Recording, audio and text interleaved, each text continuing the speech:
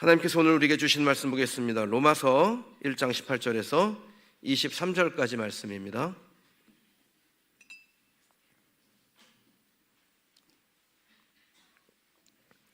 로마서 1장 18절에서 23절까지 말씀 봉독합니다.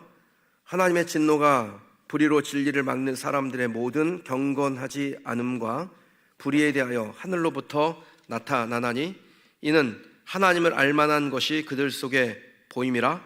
하나님께서 이를 그들에게 보이셨느니라.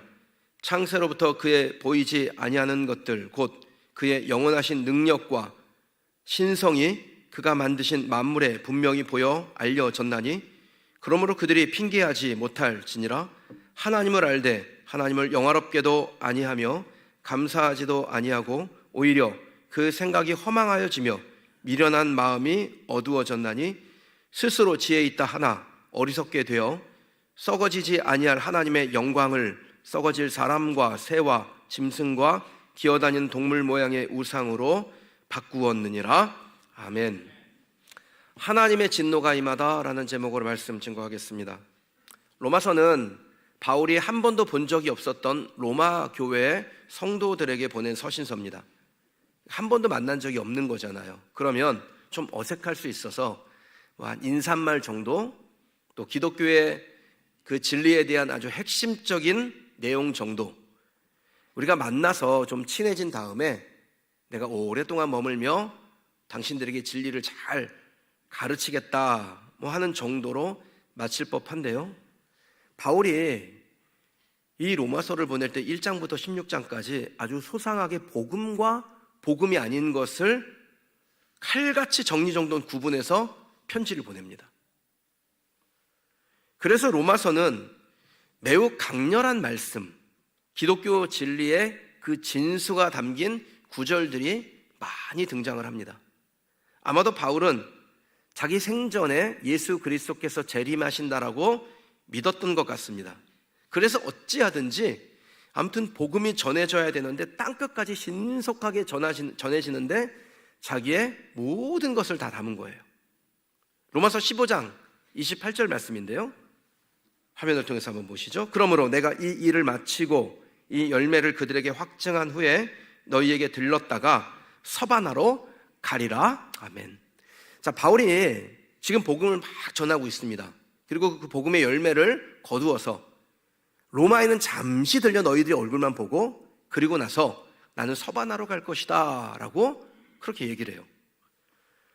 그러니까 바울이 이 로마서에 잠시 들린다라는 것은 이미 로마에 있는 성도들은 예수 그리스도의 그 아름다운 신성과 모든 인류를 구원하기 위해서 품으신 인성에 대해서 그 진리를 깨닫고 하나님의 거룩한 백성이 되었다라는 것을 전제로 하는 겁니다. 바울의 인생의 목표가 이렇게 명확하게 나타나는 곳이 없어요. 그 당시 땅끝으로 불리는 서바나에 가서 복음을 전하는 것이 바울의 인생의 목표예요. 근데 로마는 이미 복음이 전해졌고 내가 이 로마서를 정말 소상하게 써서 보내니 이것을 통해서 복음에 굳게 서라 권면하고 잠시만 들렸다가 가겠다라는 겁니다. 그러니까 바울의 비전은 자신의 생전에 재림하신 예수 그리스도를 본다, 이것이었습니다. 여러분, 비전에 분명한 사람을 보신 적이 있으실 겁니다. 그런 분들의 특징이 뭔가요? 좌고우면하지 않죠.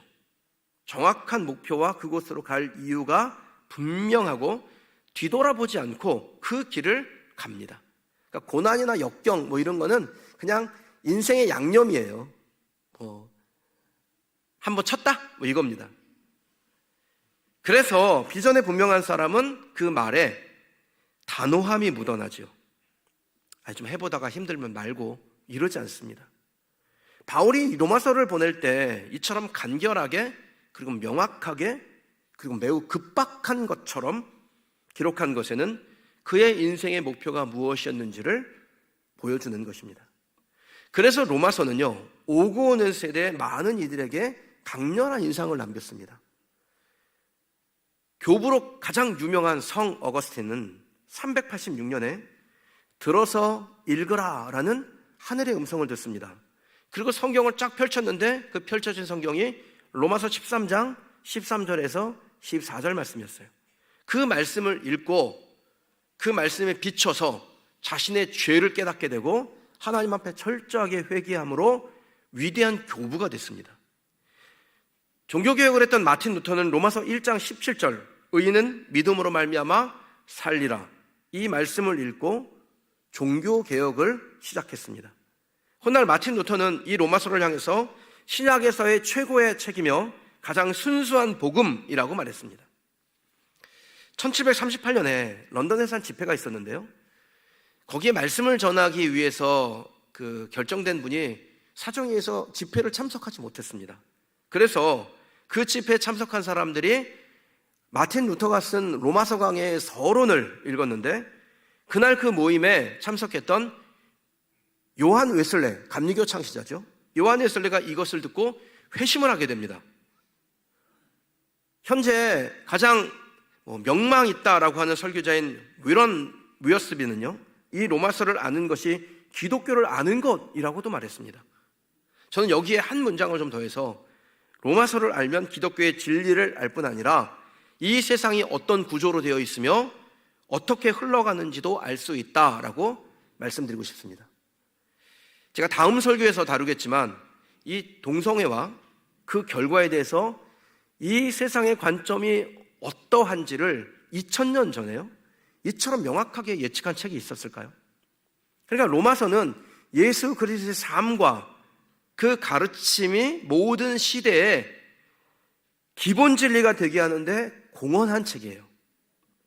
그래서 설교자들이 이 로마서를 매우 사랑을 합니다. 유명한 설교자들은 거의 대부분 이 로마서 강해를 완성했고, 그것이 이제 막 서로 연결이 돼요. 로마서에 대한 책들이 너무 많거든요. 그래서 그것이 연결돼서 이 시대의 신앙생활을 하고자 하는 성도들에게 매우 유익한 정보를 제공해 줍니다. 제가 서두에 이 로마서를 바울이 쓸 때 마음이 급박했다라는 표현을 썼는데, 그 이유를 1장에서부터 발견하게 됩니다. 1장 1절부터 17절까지 제 짧은 인사를 하고 이 로마서를 관통하는, 어쩌면은 그 모든 성경을 관통하는 아주 진리 중에 진리죠. 의인은 오직 믿음으로 말미암아 산다, 이 간결한 진리를 외친 후에 바로 불경건한 자들을 향한 하나님의 진노가 무엇인지를 날카로운 어조로 설명해 나가기 시작합니다. 18절 말씀 같이 읽어보실게요. 하나님의 진노가 불의로 진리를 막는 사람들의 모든 경건하지 않음과 불의에 대하여 하늘로부터 나타나나니 아멘. 피조물들이 그 죄로 인하여 창조주 하나님의 진노를 받게 된다라는 경고를 거침없이 하죠. 로마교회에 있는 성도들 본 적이나 있습니까? 아직 어색한 관계예요. 본 적도 없어요. 그러면은 보통 하고 싶은 얘기가 있어도 이렇게 슬쩍 돌려서 얘기를 하죠.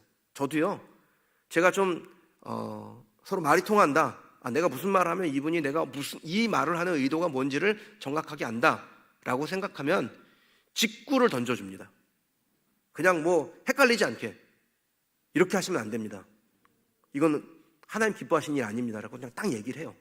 그런데 이게 좀 관계가 약간 아직까지 어색하고 그러면은 제가 커브를 던져요. 그래서 이렇게 가가지고 딱 던지는데 못 알아먹을 때가 많더라고요. 그러니까 바울이 마음이 급한 거예요. 로마에 있는 성도들, 자생한 교회들 복음으로 명확하게 가르쳐야 됐다. 그래서 오직 의인은 믿음으로 살리라, 이 진리를 던진 후에, 그리고 믿음으로 살지 않는 불경건한 자들, 불의로 진리를 막는 자들에 대해서 경고의 말씀을 보냅니다. 우리가 로마서를 읽으면서 이 시대를 분별하는 지혜를 구하셔야 됩니다.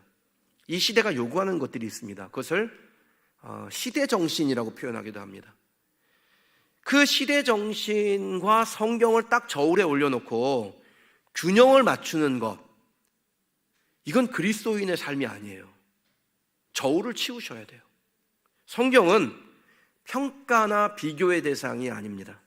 성경은, 아멘 하실 준비하세요, 믿음의 대상입니다. 성경은 믿음의 대상이지 우리가 읽어보고 평가하고 판단하고 다른 진리라고 포장된 것들과 세상의 정신과 가치와 철학과 비교하고 균형을 맞추는 게 아니라는 거예요. 성경이 과학에 맞네, 안 맞네? 성경이 사람의 정서에 맞네, 안 맞네? 이런 얘기 하지 마세요.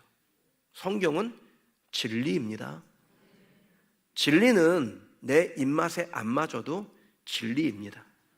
요한복음 1장 1절, 태초에 말씀이 계시니라, 이 말씀이 하나님과 함께 계셨으니 이 말씀은 곧 하나님이시니라. 아멘. 말씀이 있는데 그 말씀이 뭐예요? 하나님이세요. 그러니까 성경이 하나님이에요. 성경책이 하나님이 아니라 성경이 하나님이에요. 근데 세상에 하나님이신 성경을 어떻게 대합니까? 요한복음 1장 4절에서 5절입니다. 그 안에 생명이 있었으니 이 생명은 사람들의 빛이라, 빛이 어둠에 비치되 어둠이 깨닫지 못하더라. 말씀 안에 생명이 있는데 생명인지 모르니까 깨닫지를 못해요. 깨닫지를 못하니까 어떻게 대합니까? 판단해보고 비교해보고 자기 마음에 안 들면 하대하는 겁니다. 요즘 제가 은행에 좀 갈 일이 있습니다. 행정적으로 처리할 일이 있는데 제가 교회 대표자니까 이게 교회도 우리가 비영리 단체, 법인으로 보는 비영리 단체라 그래요. 사회에서는 우리 교회를. 그래서 그 비영리 단체에 제가 이제 대표이기 때문에 제가 가야 돼요. 도장 찍을 일이 있으면. 근데 농협은행이나 대구은행이나 새마을금고 이런 데 가면요, 지점장님들이요 얼마나 극진하게 대우해 주는지. 아우, 목사님 바쁘신데 하나도 안 바쁜데 자꾸 바쁘다 그래요. 그런데 신한은행하고 우리은행하고 이렇게 가잖아요. 그러면 표딱지 뽑고 저기서 기다리세요 그래요. 왜 그런가요? 제가 그린시티 교회 담임 목사라고 밝혀도 중요한 금융거래가 없어요. 그러니까 모르는 겁니다. 제가 이번에 알았네요. 우리 교회가 신한은행을 헌금 계좌로서 계속 여러분들이 온라인 헌금도 보내시고 그러는데, 그렇게 헌금을 해서 예금을 하는 거는 별로 대우를 못 받는 거래요. 돈을 빌려야 된대요. 그런데 신한은행 말이에요. 빌려줘야지. 안 빌려줘요 또. 여러분, 복음도 모르면 평가하고 하대하는 겁니다.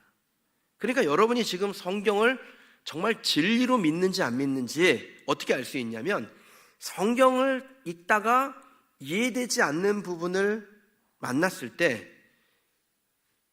그 성경에 뭔가 좀 문제가 있는 거 아니야 라고 생각을 한다면 여러분은 성경을 진리로 받지 않는 사람들이에요. 이해가 안 되면 내가 이해력이 딸린가 보다 이렇게 생각하셔야 돼요. 내가 이해력에 딸려서 이 심오한 진리를 지금 완전히 이해하지 못하고 있구나라고 생각하시는 게 맞아요. 그러니까 성경은 덮어놓고 믿는 게 아닙니다. 열어놓고 말씀 읽고 이해하려고 하고 깨달으려고 해야 돼요. 그런데 깨닫지 못하는 것은 성경에 문제가 있는 것이 아니라 여러분의 이해력에 문제가 있는 겁니다. 그럼 너는 이해 잘하냐? 저도 문제가 있죠. 그래서 이해가 안 될 때는 뭐 한다? 믿는다.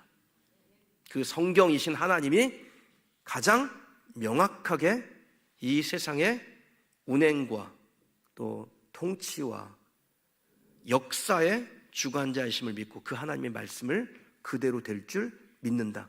이게 진리를 믿는 사람이에요. 이렇게 복음을 의심하지 않으면 참 좋겠는데 복음을 의심하고 심지어 거부하는 이들이 있습니다. 성경은 이들을 향해서 불의로 진리를 막는 사람들이라는 표현을 씁니다. 그리고 이러한 이들에게 하나님의 진노가 임할 것이다 라고 말씀해요. 그러니까 복음이라는 것은요, 영혼을 구원하는 인도서이기도 하지만 복음 밖에 있는 자들, 복음을 거부한 자들에게 대한 판결서이기도 합니다. 그래서 저와 여러분들 진짜 감사한 거예요.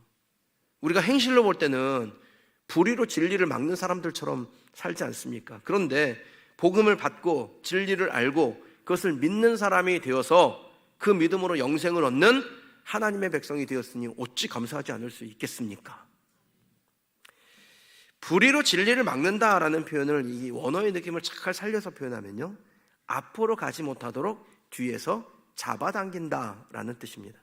그러니까 하나님의 진리가 역사하는 곳마다 불의로 방해하며 더 이상 앞으로 나아가지 못하도록 그 뒤에서 잡아당기는 방해가 있다라는 거예요. 여러분, 기독교 역사를 볼 때 하나님의 복음이 어느 곳 하나 쉽게 들어가는 곳이 없습니다. 우리는 뭐 세계 곳곳에 복음이 이렇게 막 편만하게 퍼져가니까 복음이 쉽게 간 줄 알죠. 그럼 복음은 쉽게 가지 않습니다. 오죽하면 터툴리안이라는 교부는요, 교회는 순교의 씨앗이라 그랬어요. 피 흘림이 없이 교회가 없다라는 거예요.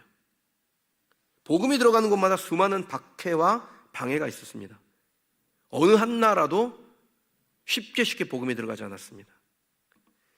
유대인의 박해로부터 시작해서 로마 제국의 박해로 이어지고, 그리고 이슬람이 등장하면서 지금까지 그 박해가 이어지고 있죠. 그리고 공산권의 박해, 지금은 자본주의와 인본주의의 그 감춰진 속임수 같은 박해가 끊임없이 진리를 막고 있다는 겁니다. 그런데 이러한 박해와 방해 속에서도요, 진리는 진리이기 때문에 전파되어지고 들어간 곳마다 진한 그리스도의 향기를 확산시키고 있다고 저는 믿습니다. 그러면 왜 복음을 이처럼 방해하고 박해할까요? 여러분, 그 이유는 간단합니다.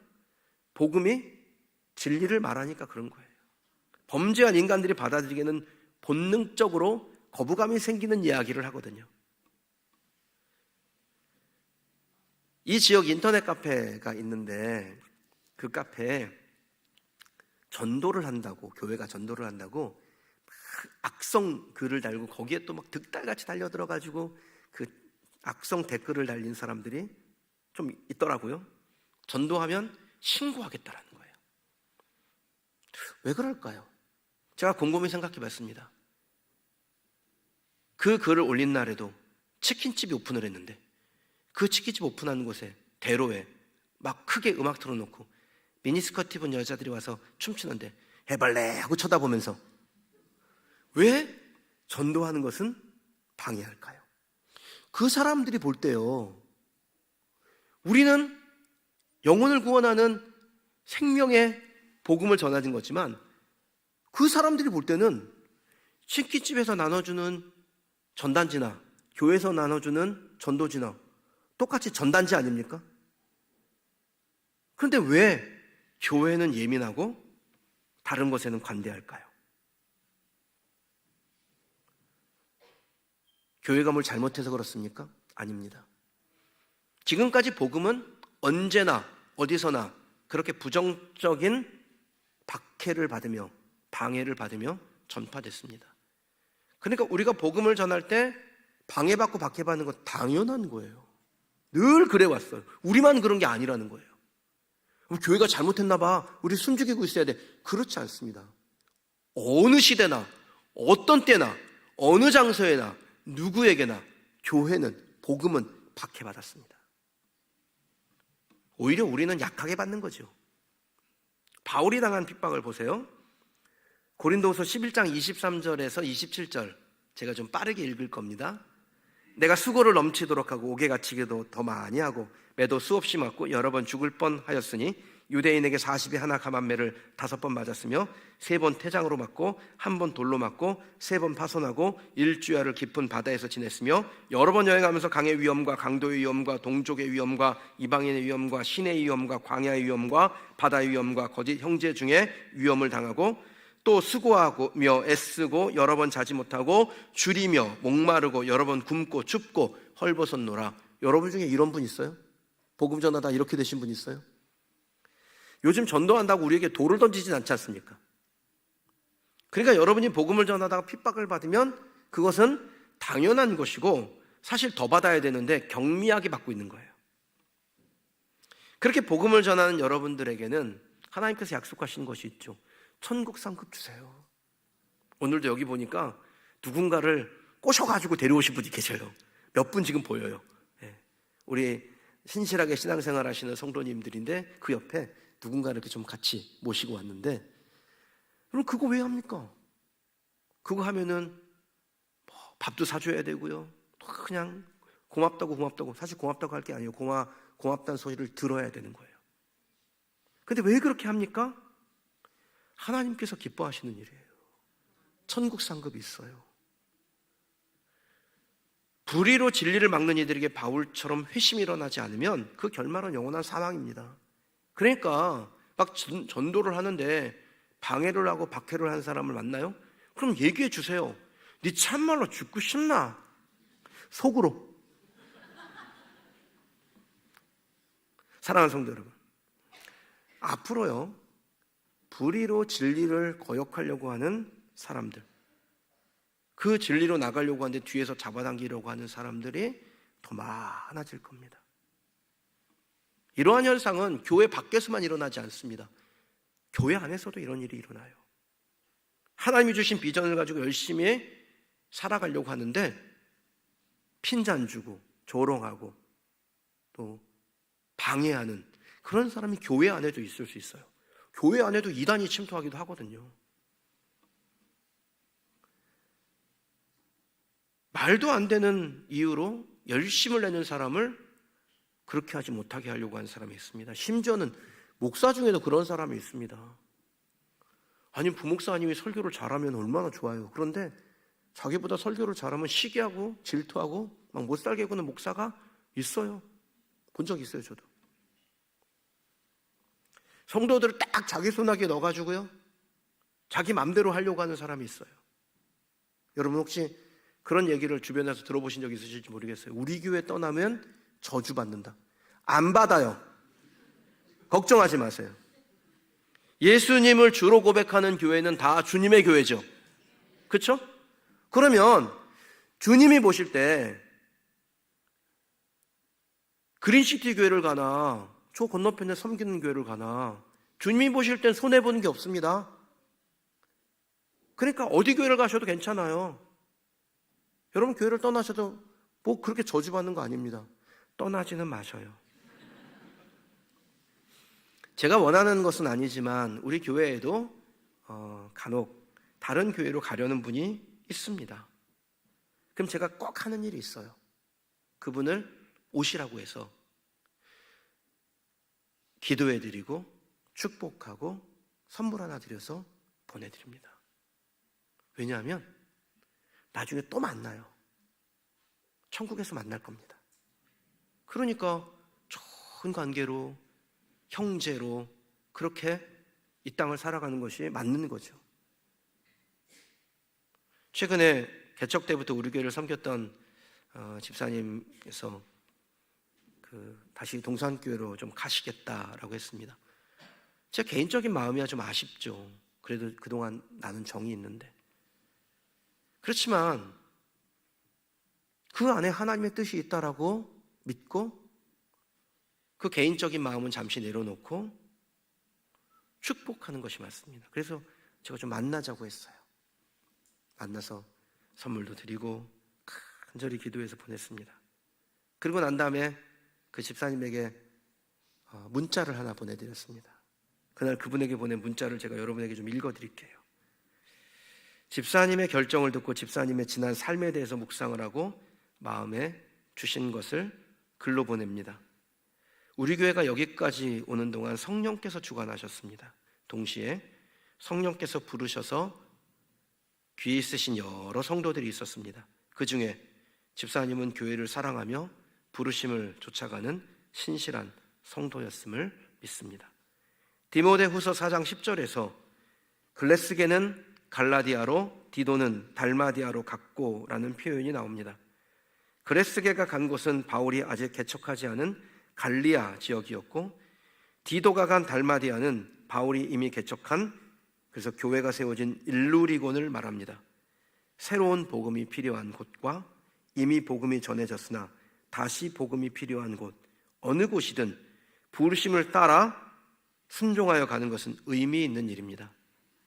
2014년 가을 집사님의 삶은 갈라디아로 온 그레스게와 같았다면 2023년 봄에 내린 선택은 달마디아로 가는 디도와 같다는 생각을 합니다. 이미 복음이 들어간 교회에도 성도로 부르심을 받았으나 아직 성도의 헌신을 시작하지 못한 혹은 부르심을 따라 삶을 준비하는 이들이 있을 겁니다.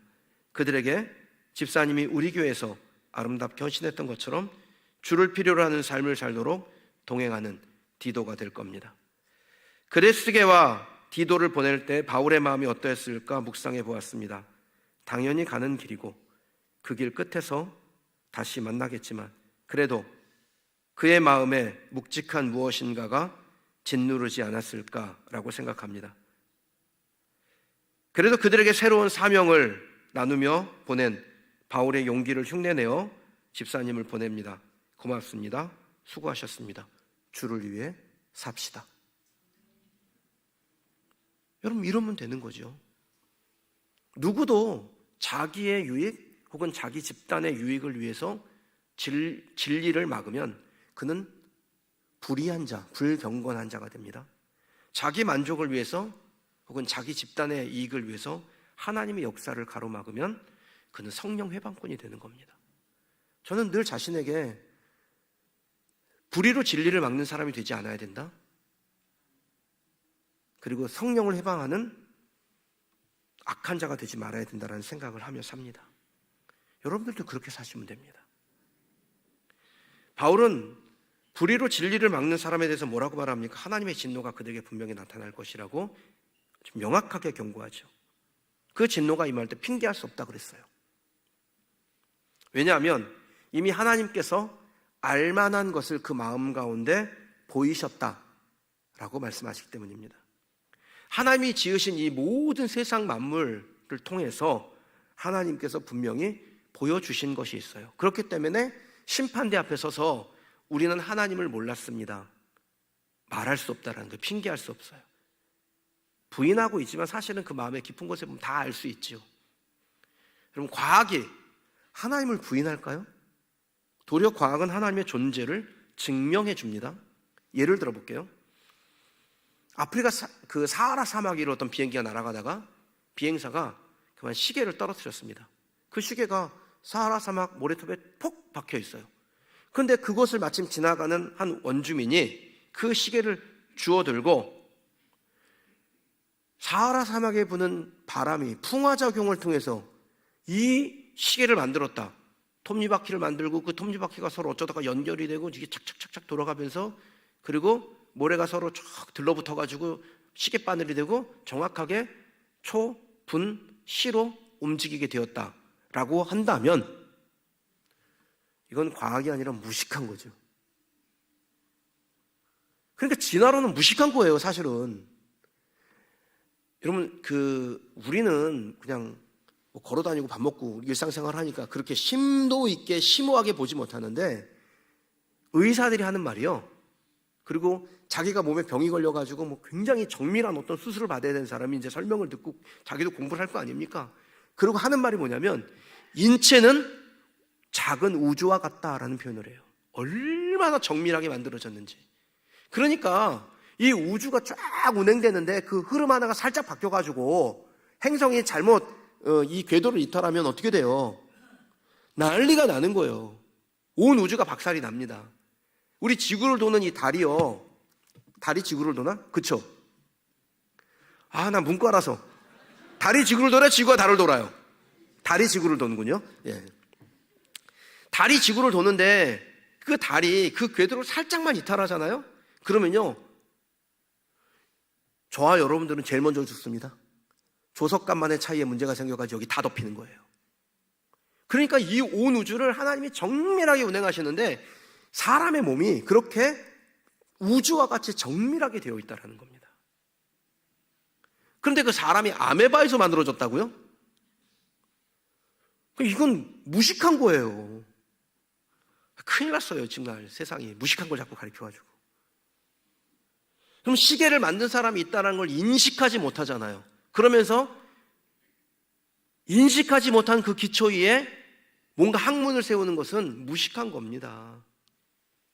하나님이 이미 우리에게 창조와 구속과 완성에 대해서 알 수 있도록 자연 만물에 설계해 놓으셨기 때문에 사실 조금만 연구하면 하나님이 있구나 라는 것을 알 수 있는 거죠. 여기 우리 여성 동지들, 남편이 여보 사랑해, 내 진짜 사랑한다, 매일 아침마다 그 얘기를 해줘야 남편이 나를 사랑한다라는 것이라고 생각합니까? 이미 보여줬잖아요. 삶을 통해 보여준다니까요. 저는 제 아내에게 내가 당신 사랑한다 뭐 이런 얘기 잘 안 합니다. 그런데 제 삶이 그것을 보여줘요. 제 아내 스타일이 어떤 스타일이냐면 내 돈은 내 돈이고 네 돈은 내 돈이다, 이 스타일이에요. 근데 제가 거기에 대해서 그걸 억울해하거나 그걸 막아서거나 그러지 않아요. 그걸 당연하게 여겨요. 왜냐하면 내가 지극히 사랑하니까. 그러니까 제가 말은 안 했지만 제 삶의 여러 가지의 사건들을 보면서 아내를 무척 사랑하고 있다는 것을 증명해버린 겁니다. 근데 말 안 해줘서 난 몰랐어 라고 한다면 그럼 무식한 거예요. 제가 아내한테 물어봤더니 제 아내는 무식하진 않더라고요. 우리 여성 동지들 무식한 아내 되지 마시고 그의 삶을 보면서 내가 사랑받고 있구나, 그렇게 생각하시기를 축복합니다. 좀 남자들 그래도 가끔 말 좀 해주세요. 성경 특별 계시도 있잖아요. 그럼 하나님을 안다는 것이 이런 겁니다. 하나님의 말씀이 기록된 성경을 읽어서 그 성경 안에 내가 너희를 사랑하노라라는 말씀을 보고 그 성경을 통해서 하나님의 사랑을 발견하는 사람도 있지만, 하나님께서 모든 세상 만물 가운데 하나님의 존재와 그의 사랑을 담아 놓으셨기 때문에 하나님을 몰랐다라고 핑계댈 수 없다라는 겁니다. 말을 안 하셨어도 이미 지으신 모든 세계에 하나님의 존재와 그의 사랑을 알 수 있도록 충분히 담아 놓으셨습니다. 하나님이 여러분을 사랑하지 않으셔가지고 여기에 산소를 쫙 빼버리시잖아요. 그러면 우린 다 죽는 거예요.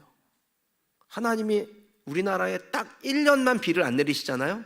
그럼 우리나라 사하라 사막 되는 겁니다. 그러니까 비가 내리는 것, 이 안에 정확하게 산소가 일정 부분 유지되고 있는 것, 이런 게 하나님의 사랑의 증거인 거예요.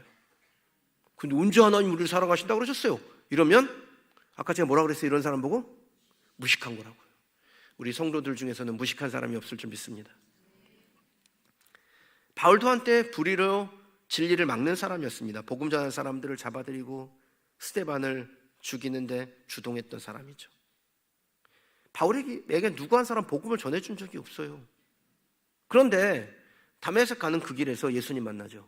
예수님께서 만나셔서 바울을 부르시는데 바울이 뭐라고 고백을 하냐면 주여 누구십니까? 그의 양심에 강력한 음성이 들립니다. 그리고 그 음성 들었을 때 그동안 자기가 그렇게 붙들고 있던 자아를 포기하고 예수의 부르신 음성 앞에 주여 누구십니까? 나는 내가 박해하는 예수라. 그 음성 앞에 완전히 겸손하게 굴복을 하죠.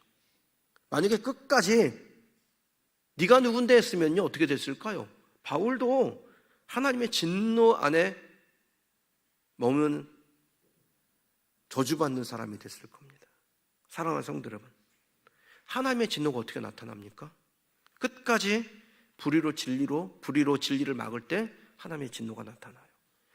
누구라도 회개하고 하나님께로 돌아오면 용서받을 수 있습니다. 그러나 끝까지 돌아오지 않으면 진노를 받게 되는 겁니다. 지금 북한에요, 기독교인이라는 이유 때문에 정치범 수용소에 감옥에 갇혀있는 사람이 10만 명이 넘는데요. 전 세계에서 가장 강력하게 복음에 저항하기 위해서 온갖 불의를 사용하는 정권이 북한 정권입니다. 그런데 이 북한 정권의 시작, 그 북한의 공산주의 사상의 시작이 누구냐면 김일성이잖아요. 근데 이 김일성이 유아세례 교인입니다. 그의 어머니 이름이 원래는 강신이었는데 세례받으면서 이름을 강반석으로 바꿨어요. 김일성 부모는요, 강반석, 김형직, 이 두 사람은 넬슨 벨이라는 선교사가 중매를 해서 결혼한 사람입니다. 그러니까 이 김일성이 성경의 영향을 받지 않았다, 난 성경 몰랐다, 난 성경 몰라가지고 공산당 만들었고 내 죄가 아니다, 이렇게 말할 수 없다라는 거예요. 하나님이 모든 것을 알 수 있도록 자연 만물뿐 아니라 이 사람에게 특별하게 계시하셨잖아요. 그래서 이 북한을 통치하고 있는 이 사상, 주체 사상 보면요, 유일신 여호와 신앙을 본떠서 만든 사이비 기독교입니다. 사실은요, 다양한 이단들이 다 성경을 본떠서 왜곡해서 거짓 교리를 만들어요. 그렇기 때문에 이미 하나님이 알게 하셨으므로 그 진노를 피할 수 없는 겁니다. 핑계댈 수 없다라는 거예요. 개인에게도 마찬가지입니다. 그럼 저와 여러분은 불의로 진리를 막는 죄를 범하지 않는 사람들이에요. 진짜 감사한 일이죠. 그런데 과거에 그런 경험을 가지고 있는 분도 있을 수 있습니다. 아내가 교회 다닌다고 막 성경책 막 불태워버리고 막 방해하고 박해하고 그런 분이 있을 수 있죠. 다 회개하시고 이 자리에 오신 거지만 그건 그때 난 몰라서 그랬지. 그래서 회개 안 하셨으면 오늘 하셔요. 하셔야 돼요. 진노의 날 임하기 전에 회개하는 겁니다. 불의로 진리를 막는 이들 반드시 하는 게 있습니다. 우상 숭배합니다. 21절에서 23절인데요. 우리 같이 한번 읽어보실까요? 하나님을 알되 하나님을 영화롭게도 아니하며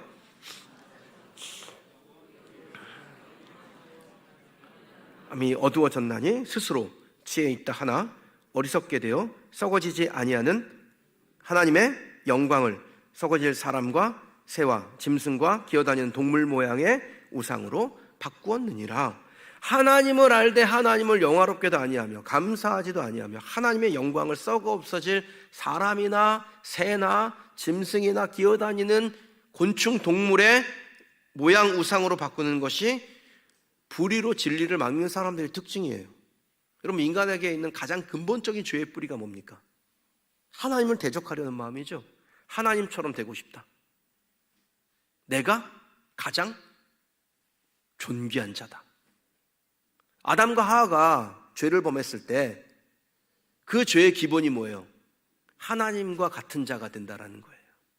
그 교만한 마음을 보기 때문에 죄가 들어오게 된 겁니다. 그러니까 지금도 수많은 사람들이 하나님을 거절하고 뭐 우상 숭배하는 거, 그 안에 뭐가 존재하냐면 자기 안위, 자기 숭배, 자기 만족이 있어요. 그것 때문에 우상 숭배하는 거예요. 결국 자기가 우상입니다. 그리고 이걸 성경은 교만이라고 하고요. 교만은 하나님의 진노를 만들어내는 겁니다. 천지만물 창조하신 분이 우리 하나님이시죠. 하나님 외의 모든 것은 피조물입니다. 그리고 그 피조물 중에 저와 여러분, 사람을 가장 존귀하고 뛰어난 존재로 만들었어요. 그런데 그렇게 존귀한 존재로 창조받았는데 어리석게 된 인간이 하는 일이 뭡니까? 그 생각이 허망하여지며 미련한 마음으로 어두워지는 겁니다. 스스로 지혜 있다 그래요. 그런데 어리석게 되는 거예요. 왜 어리석습니까? 가장 뛰어난 존재로 창조된 피조물 인간이 그보다 하등한 피조물을 향해서 머리를 조아리기 때문에 어리석다라는 겁니다. 아니, 할 게 없어가지고 돼지머리에다 절을 해요. 그리고 이상해요. 돼지머리에다 절을 한 다음에 또 그 돼지머리를 썰어. 그래가지고 머릿고기를 또 먹어. 맛있대. 영원히 썩지 아니할 하나님의 영광을 버리고 당장에 썩어 없어질 가짜 형상에 절을 해요. 그게 어리석은 거죠. 여러분, 우리 가운데 이런 어리석은 사람은 없으리라 생각합니다. 그런데 과거에 재미삼아 그런 거 한번 해보신 분 있고, 또 일이 되게 안 풀려가지고 누가 거기 어디 용하다는 저기 뭐 처녀보살이 있다는데 한번 가볼래? 그러면 설깃 혹은 시문을 열었는데 저 구석편에 오늘의 운세가 있는데 볼까 말까 동쪽으로 가지 말라고? 이런 거에 빠지는 분이 혹시 있을지 모르겠어요. 데살로니가전서 5장 12절 말씀이에요. 악은 어떤 모양이라도 버리라고 했습니다. 악은 어떤 모양이라도 버리는 거예요. 그러니까 우리에게 이게 하나님이 기뻐하신 일이 아니다, 이건 어리석은 사람이 하는 거다라고 생각되는 것이 있으면 발견 즉시 손절하시면 됩니다. 그럼 교만은 사람을 어리석게 만들어요. 진리를 보는 눈을 어둡게 만듭니다. 하나님보다 다른 것에 마음을 두게 합니다. 결국 이 어리석은 생각 때문에 하나님의 진노를 사는 것입니다. 하나님의 진노를 피하려면 어떻게 하면 됩니까? 진리를 막는 모든 불의한 일에서 돌아서시면 됩니다. 과거에 불의로 진리를 막은 기억이 있는데 그것을 해결하지 못했다면 깨끗하게 털고 가세요. 하나님은 다시는 기억하지 않는다고 했으니 하나님 앞에 깨끗하게 털고 정결한 하나님의 백성으로 살아가는 저와 여러분이 되시길 주님의 이름으로 축원합니다. 성경은 이 세상에서 가장 지혜로운 사람에 대해서 이렇게 말씀합니다. 여호와를 경외하는 것이 지혜의 근본이요 거룩한 자를 아는 것이 명철이니라.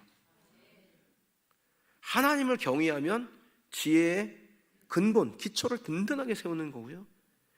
거룩하신 하나님을 아는 것은 우리 가운데 명철이 됩니다. 어리석은 자가 되지 않고 지혜롭고 명철한 사람으로 사는 거예요. 저와 여러분이 우리 하나님을 믿고 그 진리에 거할 뿐 아니라 그 진리를 증거하여 어떠한 박해, 핍박, 방해 중에도 생명의 복음이 확산되는 일에 존귀히 쓰임받으며 진리로 지혜롭게 이 땅을 살아가는 성도들이 되시길 주님의 이름으로 축원합니다.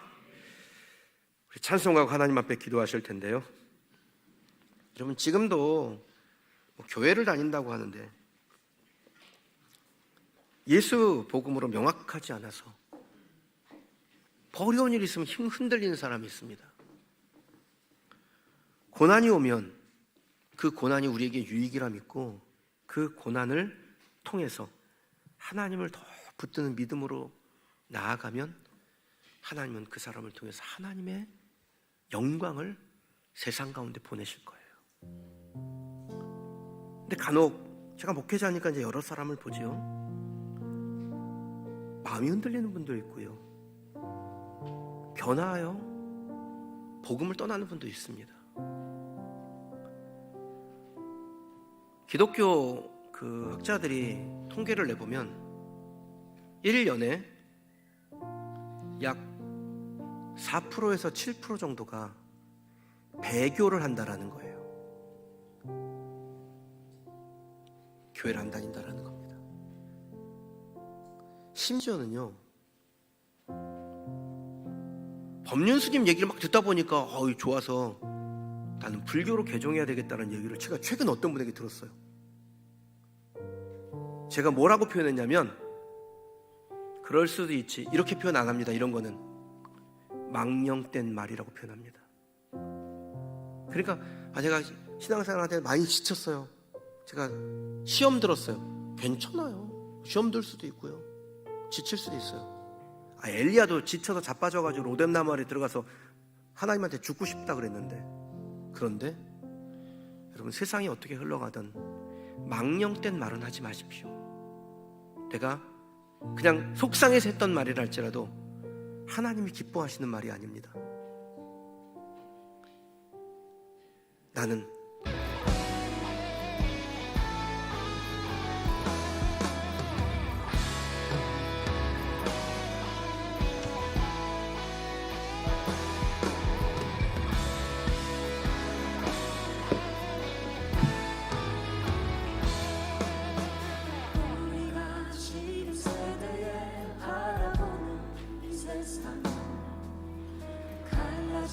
다툼과 증오 모두가 아파하는데 당신이